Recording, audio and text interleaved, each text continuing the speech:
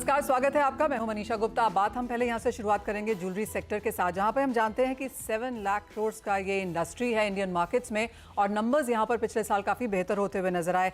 As always जो last quarter होता है कैलेंडर ईयर का, सबसे ज़्यादा बिकवाली इस समय आती है क्योंकि त्यौहार होते हैं और शादियाँ भी होती हैं। 2 प्लस पॉइंट्स यहाँ पर, एक तो ये कि सोने में ऑल टाइम हाई से कुछ मुनाफा वसूली आती हुई नजर आई, और दूसरा डायमंड के प्राइसेस में अच्छी खासी करेक्शन पिछले साल में देखने को मिली, जिसका फायदा यहाँ पर इंडियन इन्वेस्टर्स एंड बायर्स ने उठाया है। लेकिन अब 2024 में क्या कुछ वॉच करना चाहिए वो बताएंगे लक्ष्मी डायमंड के चेयरमैन एंड एमडी चेतन मेहता। चेतन, बहुत शुक्रिया सीएनबीसी आवाज़ स्टूडियोज़ में यहाँ पर आने के लिए, और congratulations because jewellery association Bangalore के भी अब आप यहाँ पर प्रेसिडेंट हैं। तो क्या कुछ पहले तो आपके ऊपर रिस्पॉन्सिबिलिटीज़ बढ़ गई हैं?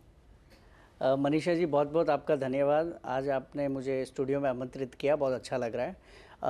वैसे जवाबदारी तो शुरू से बड़ी हुई है, लेकिन एसोसिएशन के प्रेसिडेंट के नाते बहुत सारे जो हमारे काम है, हमारे इंडस्ट्री के प्रति हमारे जो काम करने हैं, वो बहुत सारी चीज़ें हमको स्ट्रीमलाइन करनी है। चाहे वो हमारे सर्टिफिकेशन हो गए, हमारे गोल्ड हॉलमार्किंग का इशू हो गया, या हमको कैसे इंडस्ट्री को स्ट्रीमलाइन करके ज्वेलरी को हमको बहुत अच्छे तरीके से और कैसे रन कर सकें, इसके ऊपर बहुत अच्छा कामकाज चल रहा है। और आपको पता है बैंगलोर का ये सबसे पुराना एसोसिएशन है, 87 ईयर ओल्ड एसोसिएशन है। इसका अध्यक्ष पद मुझे मिला है। मैं बहुत ज़्यादा उत्साहित हूँ और बहुत ज़्यादा जवाबदारी है, और मैं उम्मीद भी करता हूँ कि काफ़ी हद तक मैं ये पूरा कर पाऊँगा इंडस्ट्री के लिए। चेतन जी, जितना मैं आपको जानती हूँ आई एम श्योर आप उससे भी ज़्यादा ही कर पाएंगे। लेकिन जहाँ तक ज्वेलरी मार्केट की बात है, पिछला साल कोई बहुत अच्छा नहीं गया, लेकिन लास्ट क्वार्टर में हमने सेल्स अच्छी आते हुए देखी। अगर सिर्फ डायमंड से यहाँ पर शुरुआत करें, जहाँ पर भावों में करेक्शन भी बन चुकी है, आप कहेंगे प्राइसेस अब यहाँ पर एक सपोर्ट लेवल पे हैं, और यहाँ पर किस तरह की खरीदारी देखते हैं? मनीषा जी, पहले मैं आपको करेक्ट करना चाहूँगा कि हर साल हम कहीं ना कहीं बेहतरी कर रहे हैं। अगर हम खींचातानी से भी करें तो हमने हर साल मुनाफा और हमने सेल्स अच्छी की है। तो लास्ट ईयर में हमारी सेल ठीक ठाक थी, लेकिन अच्छी थी। इस साल लास्ट हमारा जो क्वार्टर था वो बहुत बेहतरीन गया, और अभी हाल ही का ये जो प्राइस है, बहुत अच्छे प्राइस, एकदम हाई प्राइजेस है और एकदम स्टेबल प्राइजेस है। तो मैं उम्मीद कर रहा हूँ कि सेल्स बहुत अच्छी रहेंगी, और अभी भी सेल्स बहुत अच्छी है। लेकिन मैं ये भी ज़रूर मानता हूँ कि प्राइसेस जब भी बढ़ते हैं, हो सकता है क्वांटिटी में कटौती आती है, लेकिन सेल्स में कोई इतना फ़र्क नहीं पड़ता है। और मैं हमेशा मानता हूँ कि जैसे प्राइसेस बढ़ता है, सेंटीमेंट भी मार्केट का बहुत अच्छा रहता है। और मैं आपको लास्ट में भी बता चुका था कि हमारे जो प्राइसेस है वो दिवाली तक 68 जाने चाहिए, लेकिन तुरंत उसके बाद 65, 66 जैसे हमारे प्राइसेस चल रहे हैं। और ये प्राइसेस बहुत अच्छे इन्वेस्टमेंट के लिए, और जिसने लास्ट ईयर इन्वेस्टमेंट किया उनको तो वैसे भी 20 से 25% उनका प्राइस बढ़ चुका है। और मैं अभी भी यही कहूँगा कि प्राइसेस जो भी दाम हो, कम हो ज़्यादा हो, आप सोना खरीदते रहें, कभी आपको घाटा नहीं हो। हाँ, वो तो हमने देखा ही है। कई बार हम यहाँ पर ये चार्ट्स चला चुके हैं जो बताते हैं कि अगर आपने सोना पिछले साल लिया होता, 3 साल पहले लिया होता, या 5 साल पहले लिया होता, आप यहाँ पर मुनाफे में हैं। जहाँ तक ब्राइडल ज्वेलरी बाइंग की बात है या ज्वेलरी बाइंग की बात है, हम जानते हैं कि मार्केट शेयर सोने का अभी भी काफ़ी हाई है डायमंड के कंपैरिजन में। लेकिन किस तरह की ग्रोथ अब दोनों जगह आप आता हुआ देख रहे हैं, और क्या डायमंड में एस्पिरेशंस बढ़ी हैं? पहले मैं कहूँगा कि लास्ट जो हमारा वेडिंग सीजन था, आपको पता है कि इंडिया की सबसे हाईएस्ट वेडिंग्स हुई थी। उसमें ब्राइडल का सेल बहुत बेहतरीन था, चाहे वो गोल्ड में ले और डायमंड में ले। और डायमंड में लास्ट ईयर में थोड़ा सा प्राइसिंग का जो अनकरेक्शन था, और करेक्शन हो रहा था, ऊपर नीचे थी, अब थोड़ा प्राइस जाके स्टेबल हुआ है। और मैं ये मान रहा हूँ कि ये जो अभी आने वाला क्वार्टर है, ये हमारे डायमंड के लिए बहुत अच्छा रहेगा। और अभी स्टेबल होने से, जब मार्केट में प्राइजेस स्टेबल होते हैं, उसमें हमको बिजनेस में बढ़ोतरी होती है, बिकॉज सबका एक माइंडसेट होता है कि अब प्राइजेस स्टेबल हो गए, हमको खरीदना चाहिए। तो मैं डायमंड को अभी मैं मान रहा हूँ कि अभी स्टेबल हो चुके हैं, और डायमंड्स के सेल बहुत अच्छे होंगे। और अभी हाल ही का इंडिया का सबसे बड़ा एग्जीबिशन भी आज से चालू हुआ है जियो में, और कल से नेस्को में चल रहा है एज ए सिग्नेचर। और हमें पक्का उम्मीद है कि इस एग्जीबिशन से हमको बहुत ज़्यादा नेक्स्ट क्वार्टर के लिए फ़ायदा होगा। एब्सोल्युटली। प्राइसेस की भी यहाँ पर बात कर लेते हैं, और पिछले साल सोने में 13% का इजाफा देखने को मिला। ऑल टाइम हाईज हमने यहाँ पर देखे हैं, और चेतन जी मानना ये है कि और भी बड़े हाईज हम यहाँ पर इस साल में बनता हुआ देखेंगे। इंडस्ट्री उससे कैसे देख रही है? एक तो वॉल्टिलिटी, ऊपर से ज़्यादा प्राइसेस, क्या थोड़ा सा हिट उस वजह से ज्वेलरी बाइंग में आ सकता है? हाँ, मैं आपको अगर ऑप्टिमिस्टिक वे से बोलूँ तो हाँ, ये ज़रूर बात है कि कहीं ना कहीं हमें सेंटिमेंट को, जब प्राइस बढ़ता है तो हमारा सेंटिमेंट कहीं ना कहीं सेटबैक होता है।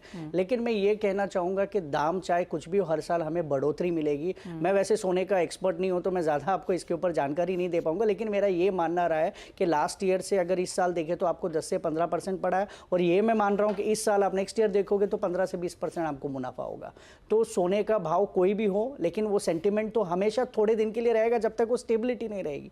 एक बार प्राइजेस स्टेबल हो जाएंगे, अब हम देख रहे हैं कि एक महीने से स्टेबल है, 15-20 दिन से काफ़ी अच्छे स्टेबल प्राइजेस हैं, तो गोल्ड की डिमांड बढ़ी है। सेंटीमेंट थोड़ा लो हुआ है, लेकिन मुझे पक्का यकीन है कि आने वाले क्वार्टर में हम बहुत बड़ा व्यापार करेंगे। राइट, अगर इस क्वार्टर की ही सिर्फ बात की जाए तो शादियां अभी भी जारी हैं, जनवरी का ज़्यादातर महीना वहाँ पे आता है, साथ ही साथ यहाँ पर वैलेंटाइन डे है, अक्षय तृतीया यहाँ पर आने वाला है, और ये कुछ एक ओकेजन्स ऐसे माने जाते हैं जहाँ पर ज्वेलरी की खरीदारी फिर से आती है।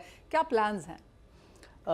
जैसे मैं बताऊं कि वैलेंटाइन डे में क्या होता है, लाइटर वेट ज्वेलरी का बहुत ज़्यादा चलन होता है। बिकॉज एक अगर हम देखें तो चाहे वो हस्बैंड वाइफ, गर्लफ्रेंड बॉयफ्रेंड या फिर जो भी अपने रिश्ते हैं, उस हिसाब से लाइटर वेट का, चाहे वो डायमंड ले ले या गोल्ड ले ले, जो हार्ट शेप पेंडेंट है, हार्ट शेप रिंग के, उसका बहुत अच्छा सेल होता है। और मैं मान रहा हूँ कि ये वैलेंटाइन का जो ये लाइट वेट प्रोडक्ट है वो बहुत अच्छा सेल रहेगा। अक्षय तृतीया, इससे तो पूरे साल की उम्मीद हमारी जो बड़े सीज़न की होती है, और चाहे मैं साउथ की बात करूँ, नॉर्थ का बात करूँ, तो ऑल ओवर इंडिया में भी अक्षय तृतीया एक बहुत बड़ा चलन हो गया, एक बहुत बड़ा फेस्टिवल है। तो मैं ये मान रहा हूँ कि ये जितने भी क्वार्टर हमारे गए हैं, और वैसे फाइनेंशियल क्लोजिंग ईयर 31 मार्च को है, मैं पक्का यकीन मान रहा हूँ कि जो हमने लास्ट ईयर सेल किया हुआ था, इस बार हम 31 मार्च को वो सेल पूरी हम इकट्ठा एक साथ इस अक्षय तृतीया पे खत्म कर सकेंगे। और मैं ये भी मानना है कि 10 से 15% ज़्यादा ही कर पाएंगे। ओके, तो वो नंबर है यहाँ पर वॉच करने के लिए। आपने जैसे कहा IIGS अभी जारी है, आप कैसे देखते हैं एग्जीबिशंस, एडवर्टाइजिंग स्पेंड्स जो अब यहाँ पर इंडस्ट्री करने लगी है, मार्केटिंग, ब्रांडिंग, एक ग्लोबल नाम बनाने की जो कोशिशें हैं यहाँ पर, कैसे देखते हैं आप इस चलन को?